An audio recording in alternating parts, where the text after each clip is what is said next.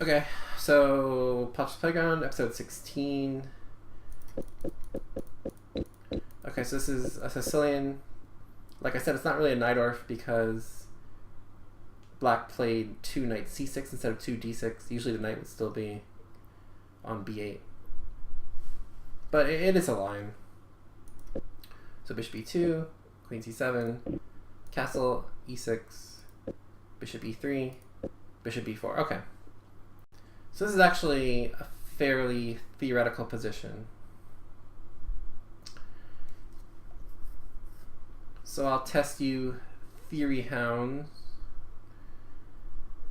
Do you guys know what's best here for white?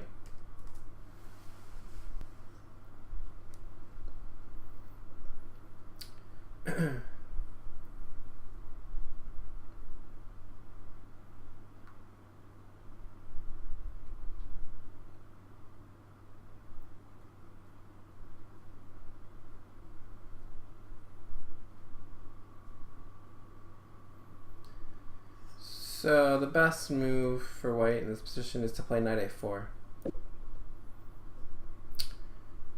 So it looks weird, right?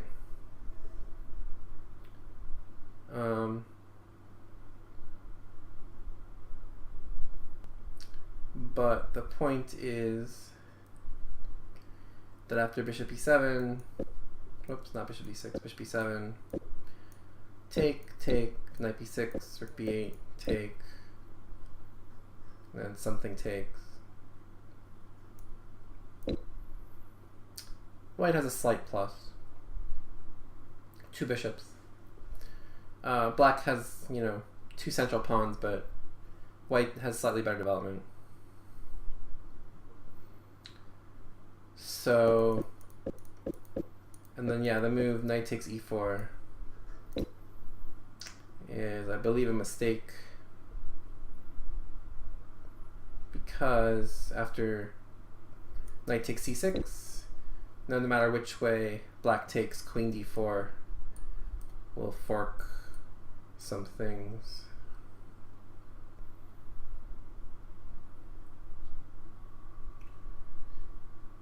So, for example, queen takes c6, queen d4, queen a4, queen e4. I think black's almost lost here, actually,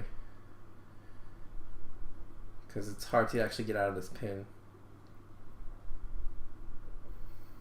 So that's an important move, knight a4. It's just a theoretical move.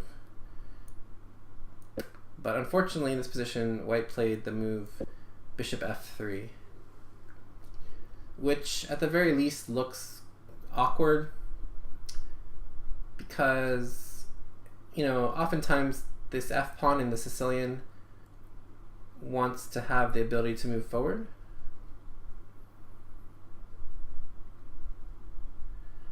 So, right, the bishop blocks off the pawn, and having the bishop no longer in this diagonal can actually hurt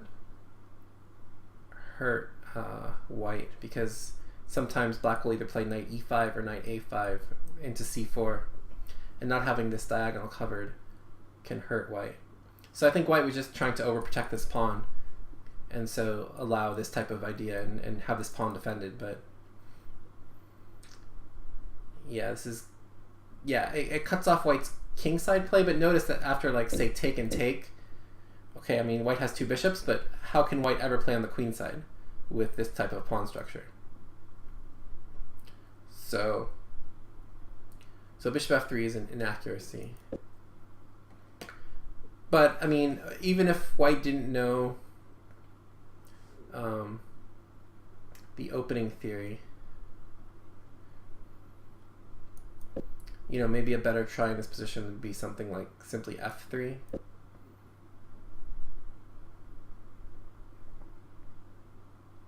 Just to defend this pawn. And I think still black is fine, but it seems superior to bishop f3. But again, knight a4 is the way to go. So, okay, bishop f3, knight e5, knight ce2. Okay, so he wants to avoid doubling these pawns on the c file, which makes sense. Okay, b6, king h1, Guess he just wants to maybe reroute his knight this way.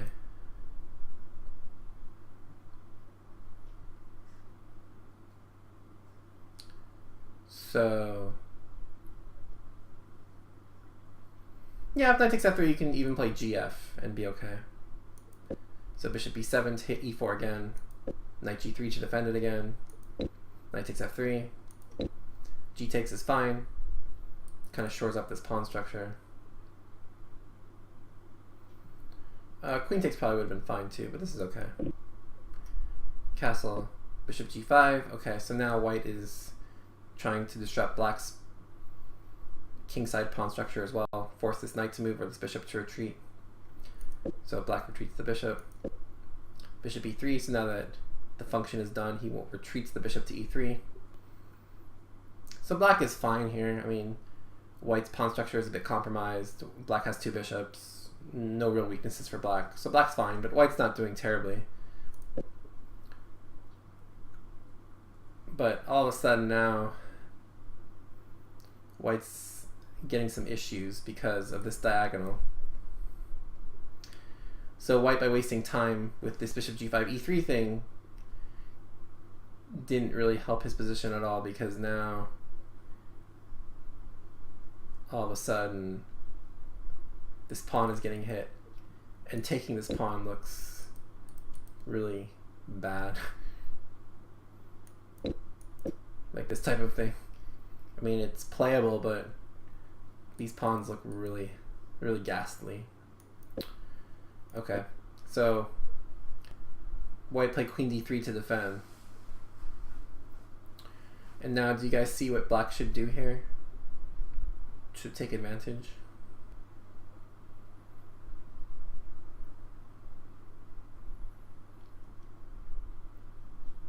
So black can actually just win a pawn by force here.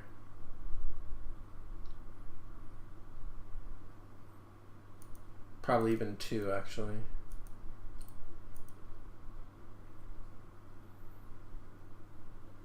Yeah, exactly.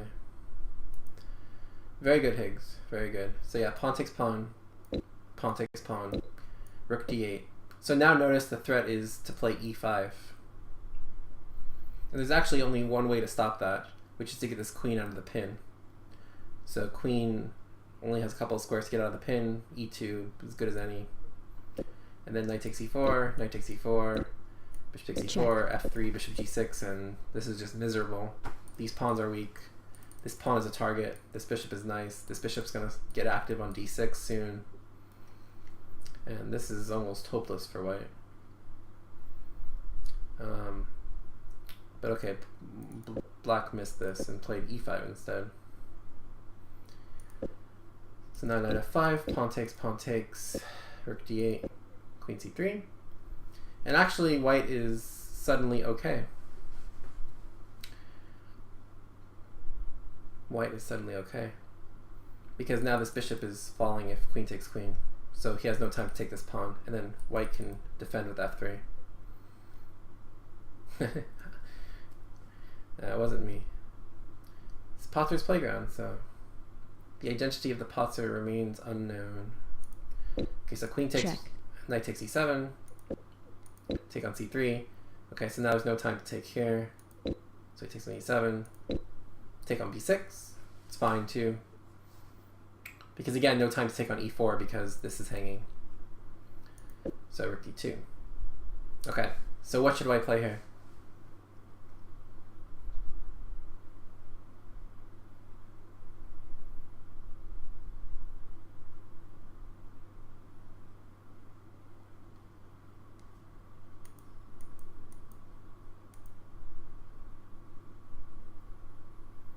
Pawns are kind of a mess, but he is currently up a pawn, so.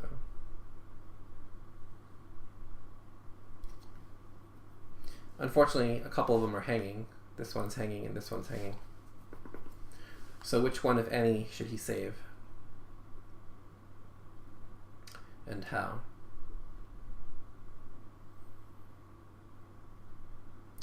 And so probably the one he should save is this one on e4. Simply play f3. And so say rook c2, knight f5. Check. King f8. check. Check. Forcing the king into the corner. Rook fc1, rook d2, king g1, rook a d8. And this is probably roughly equal. Black has full control of the d-file.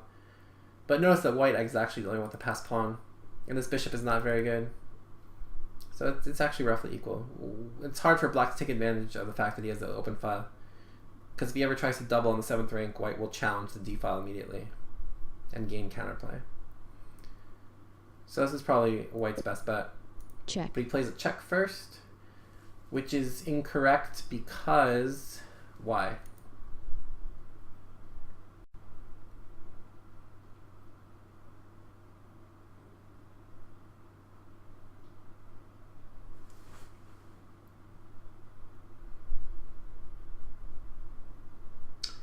Well, because now king e6 is playable and good. Notice that before king e6 was not playable. In this line, rook d2, f3, rook c2, bishop c5. Check. Notice here king e6 is not playable because after rook to d1, some rook to d1, say rook fd1, this is a big threat. And it's actually really hard to stop. Like if knight e8, simply knight f5. And now this is a threat. Knight takes g7. So minor difference, but it helps improves black's king. Check. Okay, so king e6, f3. Okay. So now black obviously should not transpose into this, but he should keep control of this file. So he should obviously play a move like rook d8. But uh-oh. Uh-oh. So I kind of let the cat out of the bag a bit, but for you guys who want to feel super smart, because you listened to me 30 seconds ago, how does white win?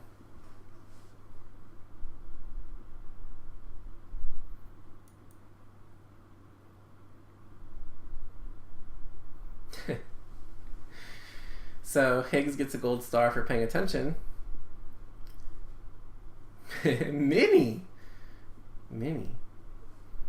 Marius. Alright. Well, Mini's not the winner for more than one reason. Rook fd1 is the right move. Good. And this actually wins.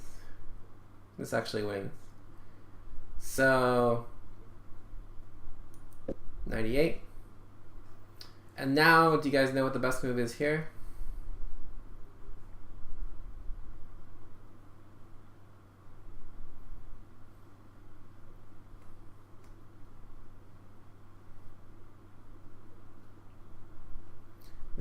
This is tricky. It's a little tricky. Yeah, so I tricked you a little bit with knight f5. Knight f5 is good, but there's actually something better in this position. Yeah. So this bishop is actually running very short of squares. Very short of squares. And rook a b1 actually has a dual threat. You're threatening rook b6, and you're threatening rook takes b7. Rook b6 is actually like mate, right? I mean, basically it's mate, right? So can you guys see what black's only defense is here?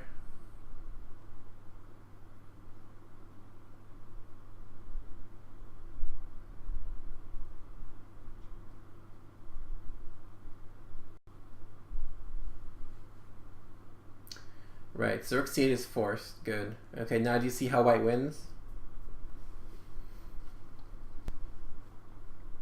Yeah, bishop c6 doesn't quite work because of rook b6, rook c8, and knight f5.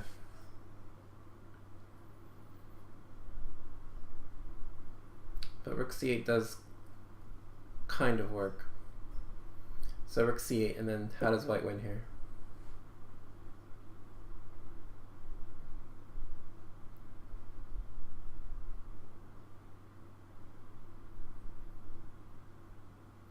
Is rook takes b7 on? I mean, okay, yeah. You take on b7, I take on c5. I mean, it's a trade. I don't know if it's on.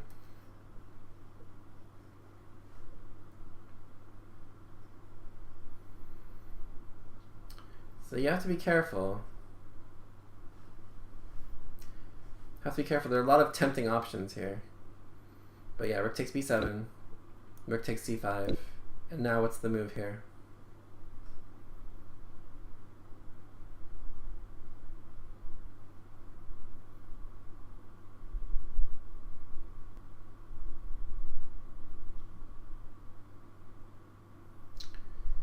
So knight f5 doesn't quite do it, because I can play king f6,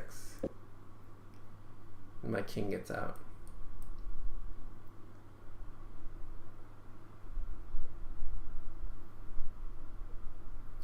Yeah, rook d7. Now maybe I mate you. Now maybe I mate you.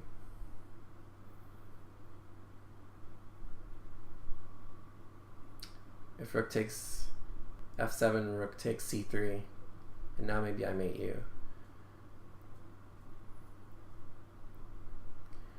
So the better move here is to play rook b8. And now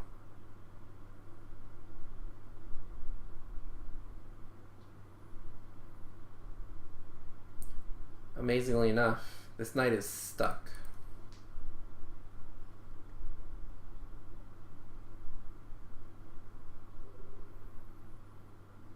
The knight is stuck.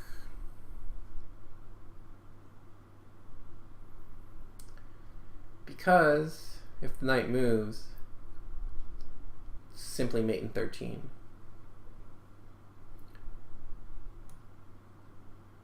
Rook b6. Check. Knight f5. Check. Rook b8. Check. Rook c8. Check. Rook d8. And yeah, mate in 13. So pretty simple to spot. Okay. So white had mate in 13, but missed it because white played after rook c8, didn't take on b7, but played bishop f8.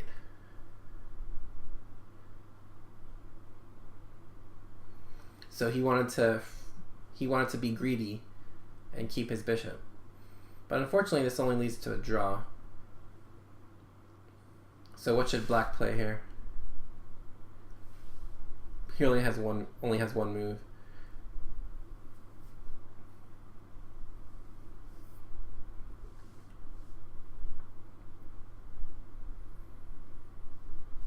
So he's got to block the 6th rank. Check. And play bishop c6. But he didn't. He played bishop a8 and lost the tempo. And this is important because we got to play rook b6 with check. And so how does white win now?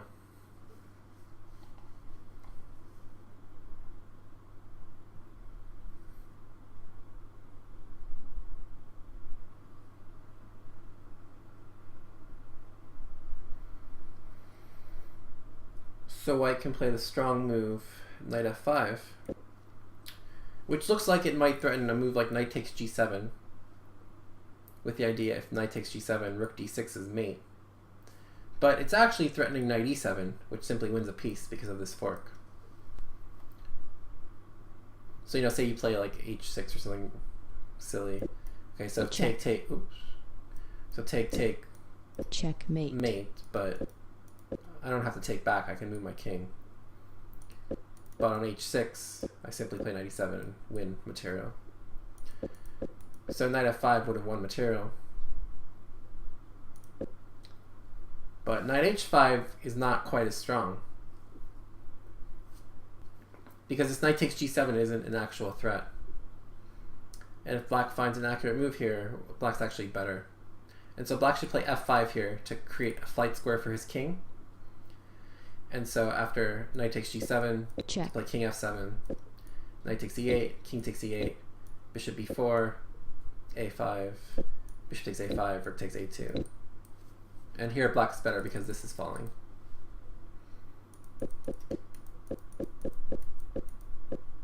F6.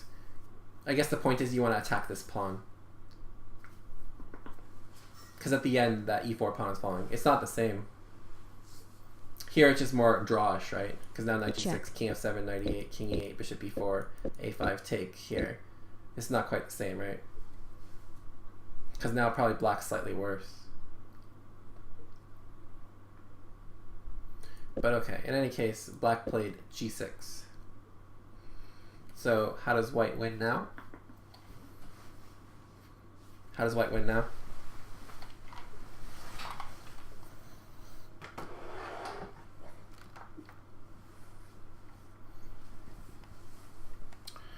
Well, now knight g7 works like a charm. Because check. After knight takes g7, rook d6 is still mate. So black has to move the king. And now the cute part is after knight takes e8, the bishop cannot take, it's pinned. And if the rook takes, then we simply win the bishop. So white wins. Yay! Okay, check. So white's up a piece. Check. Okay, so white goes on a little king hunt. Check. Check. This is all pretty good.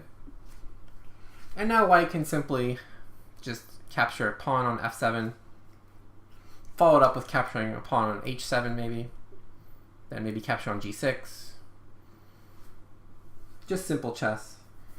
You know, there's no need to go look for a forced mate here. I mean, you're up a full bishop. We can start going pawn hunting. But white got a little carried away with trying to mate the king. So he plays check, which is not terrible, but it could lead him a bit astray. Okay, so king c4. And now again, simply just take on a6 is probably best, because now you're even holding on to this pawn. But rook b1. Okay, so now black is starting to munch on pawns. So now notice how black's defending this pawn. Now this king has a little bit more freedom as well. You can kind of go this way, maybe. Okay, so bishop b3. And now black can kind of hold stuff together with a move like rook e6, just kind of protecting the 6th rank from checks. I mean, of course, white's still better, but it's a little bit more difficult to win practically because it's possible this pawn's going to fall, and then we have a passed pawn on this side, and then 4 on 3 on this side. But okay, black played f5. Check. Check. Okay, so white played this rook b4 idea to force black to capture here, and to make it easier to check on the c file, which is actually not a bad idea. But again, he's making things a little bit more complicated, so... I mean, it was actually right to do that, but... Again, if he was wrong about it, it would be another pawn loss, but it turns out that this king is actually quite unsafe on this open c file now. Okay, so f4, check. Check. And then this is fairly accurate. There's just one little more technical issue. So bishop e1, and this king is very close to being checkmated here. So now he closes the mating net. Rook c6, rook d6 was a nice move. Check. Okay, so now it's mate in 4. Okay, do you guys see the simple mate here?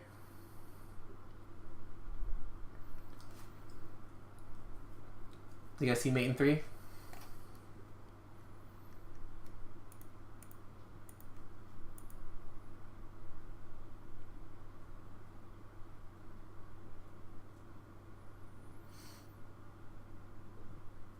Yep. So mate in 3 simply take rook b6 and rook a5. So rook a6. Check. Only legal move. Rook b6. Check. 2 legal moves. a4, a5. And then this is mate. Checkmate. Okay, so white unfortunately missed this. Check. And played check first. Which wins a rook. So king b3. Only move. Rook b6 check. Check. King c2 or c4 win the rook with check. Check. And okay. So in this position after rook a5, black resigned. But he could have made it in 3. But winning a rook is good enough. Okay, so that's the first game. We'll do one more.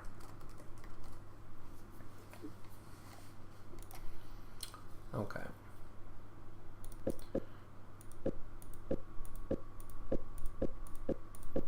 So this is a Queen's Gambit decline. Rogozin.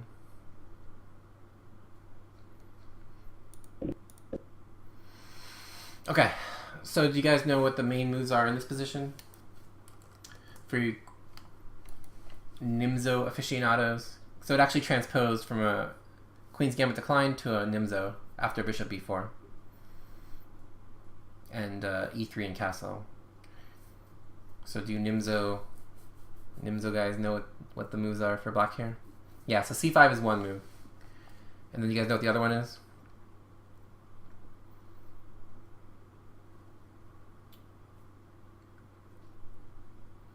So the other one is b6, right? So c5 and b6 are the two moves, but the move played in the game is actually not a move, c6. Because the problem is, it makes this bishop hard to get out. Because, you know, okay, if you're playing c5, you know, you're going to get the bishop out this way. If you play b6, you're going to get the bishop out this way. But if you play c6, you're getting the bishop out no way. Because e5 is going to be fairly hard to achieve. So, just another theoretical thing. But okay, c6, castle, take and b5, bishop b7. Okay, so he's going to try to play c5.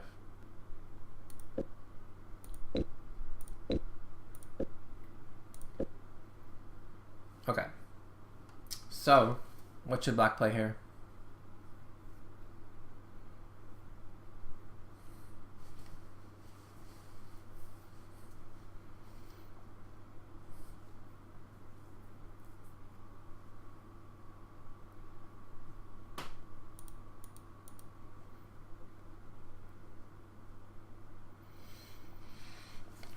Right, so really the question is, can black play c5 immediately, or does he have to play a6 first? And the answer is, you gotta play c5 immediately. And this is the best move. Because notice that this is not really hanging, because this is hanging. So you gotta play c5 immediately. Because, to be honest, white should have prepared e4 more. With, say, queen c2 or rook e1. But since he hasn't, you can actually play c5 immediately. So that's the difference. So you guys are right in general that you do want to play a6 first, but this is a special instance where white has actually kind of underprepared e4.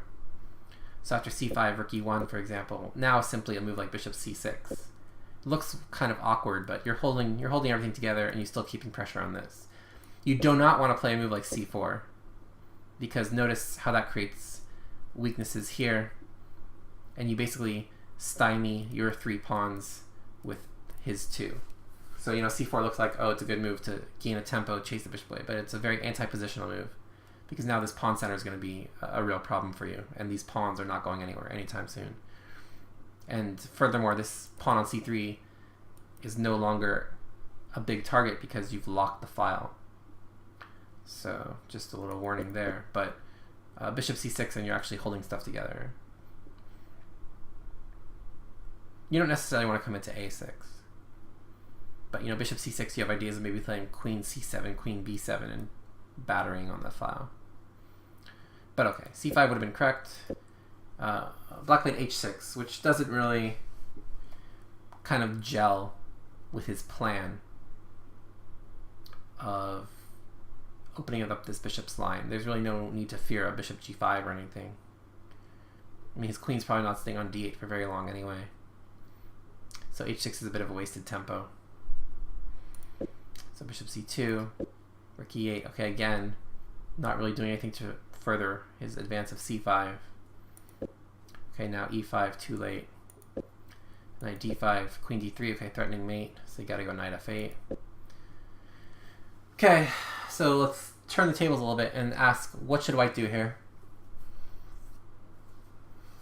This is a good example. If you guys watched my lesson with ace rook earlier, this is a perfect example of a position where going through that checklist will give you a good indication as to what white should do here. Does anyone have any idea what what white should do here.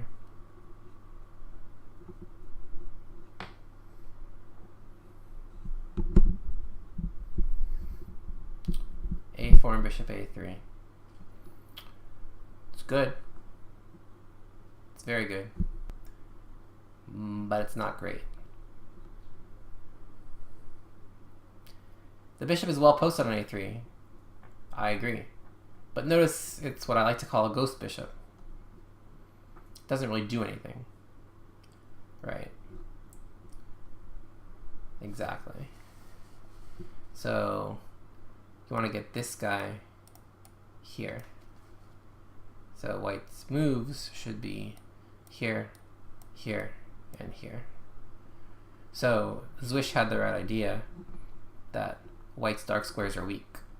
Or sorry, black's dark squares are weak. But it's actually, the knight is the proper piece to take advantage, not the bishop. So white's next three moves should really be 92, 94, 96. After which black's in some serious trouble. Notice how this bishop takes c3 didn't really do black any favors. It's important to this is the type of thing you should kind of gravitate to immediately. I mean, you notice this outpost on d6 because of this advanced pawn on e5. You notice that black's position is a bit loose. And you notice that your knight has an easy way to get to d6. It should kind of come second nature. But okay. So anyway, white didn't do that. He played a4. Okay, so now what should black do?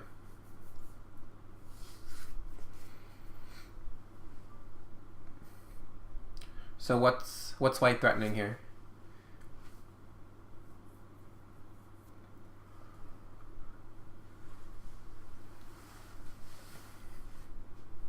Well, ostensibly it's to win the b5 pawn.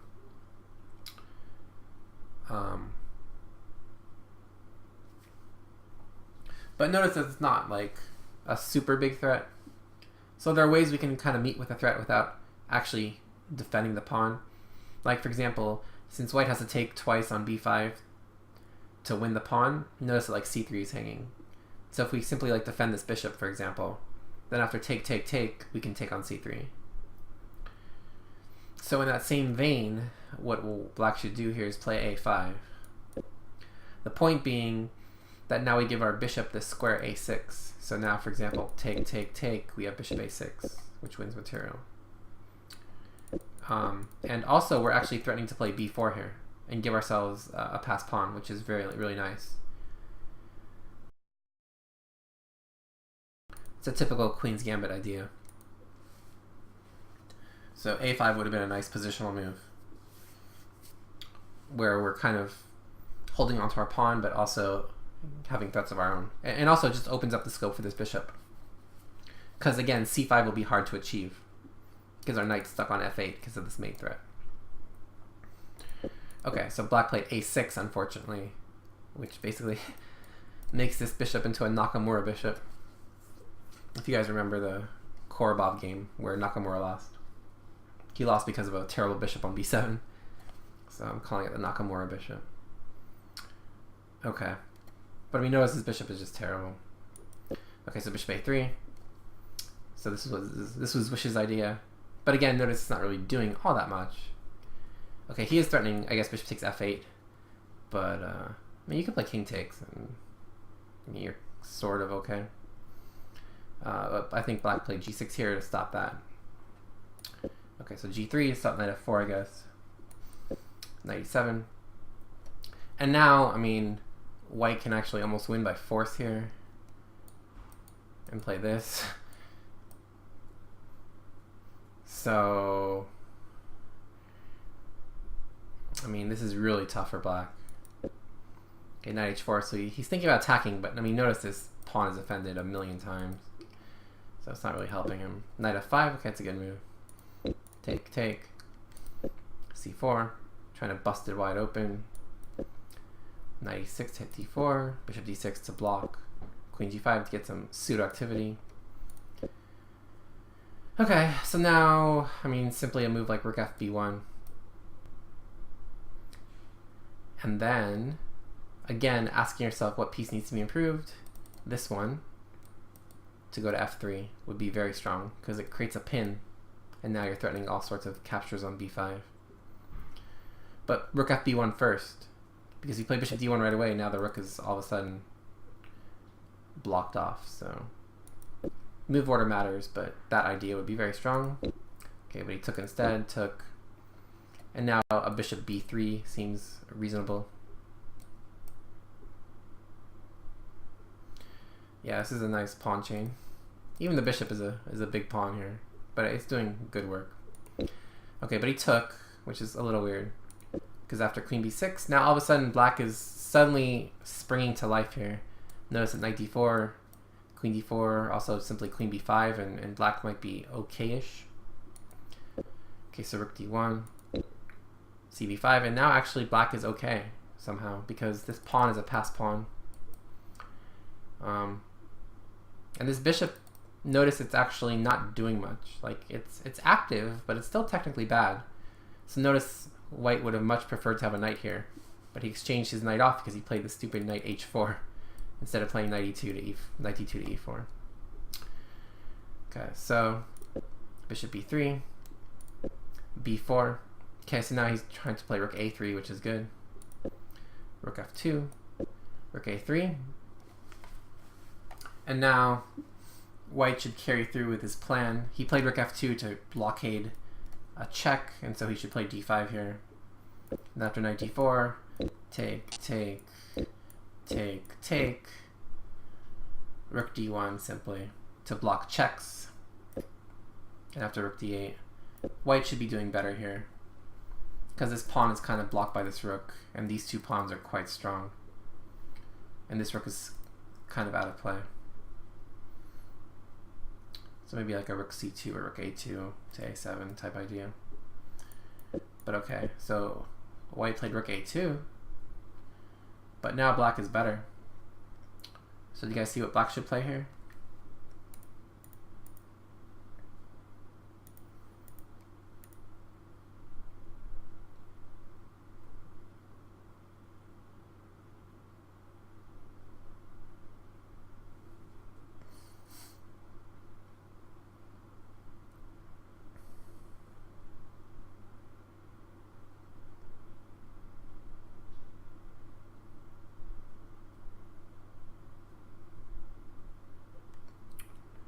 Okay, well, rook e8 is good.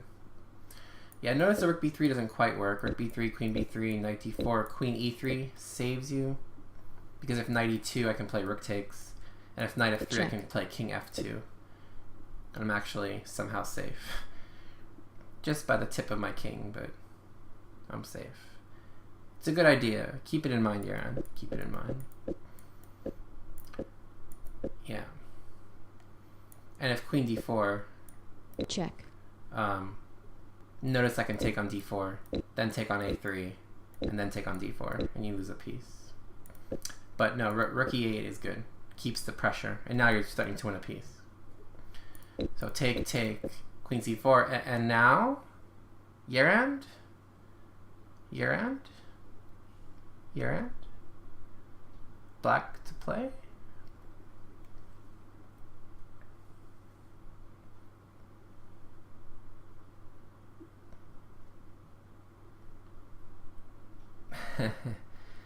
Yeah, tricks and tactics. Tricks and tactics. So yeah, now rook b3. Bam. Queen takes and knight d4. Okay, and now black is completely winning. So the difference is what?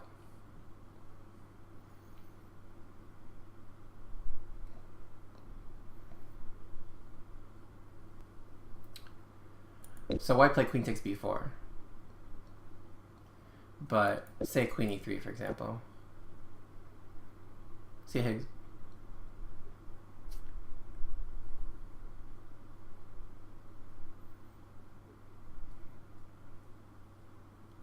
So now knight f3 or knight e2 don't quite work. But the move that works is simply queen c6. Now threatening mate. So king f2, queen g2, Check. king e1, and now, Checkmate. I mean, you're winning everything, including checkmate. So checkmate's a good thing. Okay, but white play queen takes b4. Okay, so now black to play and win. What's the strongest move here?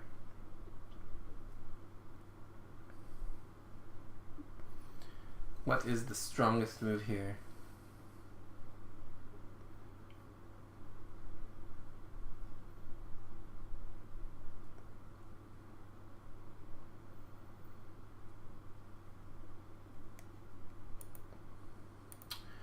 Okay, again, we want to win everything, including checkmate.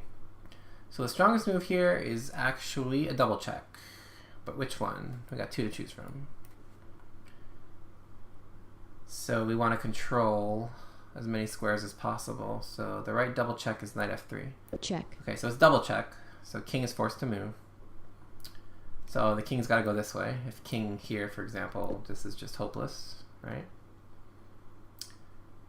Because we can just do check. Check. And this is bad news bears.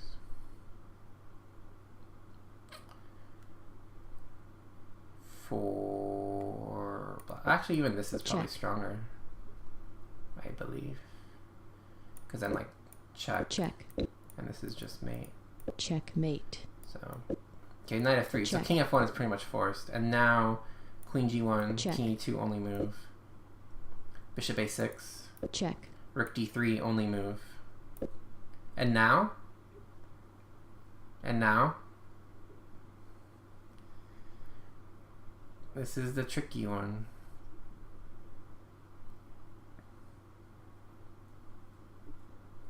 This is the tricky one.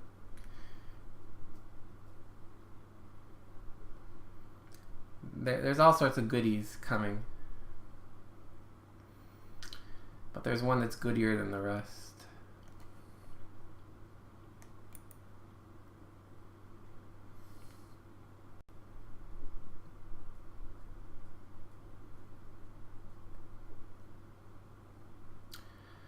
So now we gotta play a little bit of a quiet move. Everything's hanging, we just do nothing. Let me play this move queen to c1. And here white can resign. I'll just show you one quick variation, which is a little staircase. King takes f3, check, Check. check, Check. check, mate. Checkmate. So we kind of walk the king down the staircase. It's kind of cute. Don't see that type of thing every day. Other moves don't work either. I mean, you have a multitude of threats here, so. Queen e1. Queen e1, don't forget queens move backwards. Queen e1, queens move backwards, so careful. Doesn't quite work. Yeah. So this would have been pretty much instantly over. But okay. I think Zwish, you said queen c6? So that is what black played. Okay, this is still winning, so don't feel bad. Knight f3 just kind of ends the game quicker. So, okay, but something happens here. So, so now do you guys see the win here for black?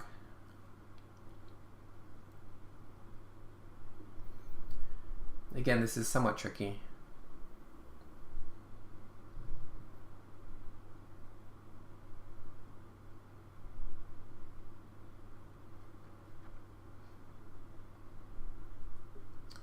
So it goes, yeah, knight f3 actually doesn't work. I mean, it only just wins the exchange. Doesn't win the game. So the way to do it is queen Check. h1, queen f3. Check. This is important. So king g1, queen e3. Check. Now if king f1, bishop h6 just mates. So you have to block. And now queen c1. Check. Again, you have to block. And now notice we somehow got the rook to f1 magically.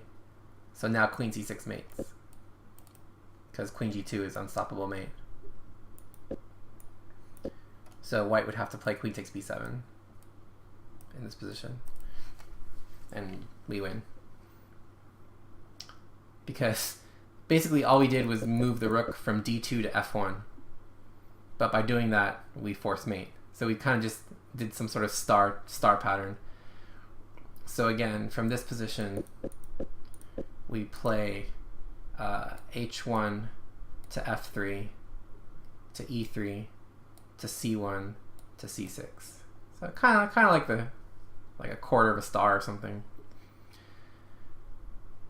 And only thing we've done differently is this rook is now on f1, but all forced.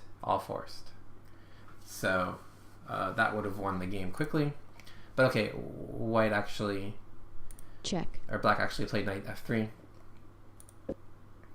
and this is actually good enough, but it's tough. It's not like simple. Okay, so black started out well. Check. So he's winning at least 2 pawns. Check. Okay, so he won 2 pawns. So it's 4 on 2. But notice he actually only has 1 passer, because these 2 are doubled. So again, this is winnable, but only because white's king is rather unsafe. So black can kind of combine mate threats with like queening threats. But we're gonna go to some point in the game that was a huge mistake. Check. Which is here. Big mistake. Because actually black can't win if the queens are off the board. And I'll show you when the queens actually do come off why that is. Because black is offering queen trades here, but this opposite color bishop ending is actually a draw, and I'll show you why in a second. Check. Okay, so this is actually a draw. So black was trying to get the queens off the board as worst he could, but actually he was doing the exact wrong thing, because this is a draw now. Okay, so the point is, okay, g5, I mean, nothing else is going to work, right? I mean, if you play h5, it's like an instant draw, right? I just play bishop b7 and keep my bishop on this diagonal forever. So obviously the only try to win in this position would be to play g5. I mean, you have to push your pawns eventually. Okay, so g5. Okay, so how does white draw? Well, first thing white has to do is not allow this pawn duo to be established. So pawn takes pawn is a huge mistake. But after king e3, for example, defending the pawn, why not? King g7, okay, bishop e7, so I'm threatening to take here. So king g6, bishop f6, and now, okay, I mean, progress with, say, g4, I can just blockade with king g3. You can never win. I just move my bishop back and forth forever. And, okay, if you play h5, obviously you just hang this pawn, I just take it, and you can never progress. If you don't do anything, if you move your bishop back and forth, I will do the same thing and move my bishop back and forth. So the only thing you can try to make progress is to play king h5. But now I have a trick, bishop g7. And now again, you can't make progress, because if your king goes forward, I simply take on h6. And if you play g4 ever, I play king f2. And again, your king can never go forward because h6 falls. If your king goes back to g6, my bishop goes back to f6. We repeat. And even if you take this pawn, it's still a draw because I can blockade everywhere. So this is a draw. But fortunately for black, white took. However, this is still a draw because bishop e7, now g4 is forced. King e3, g3. I mean, you can't allow king f4, obviously.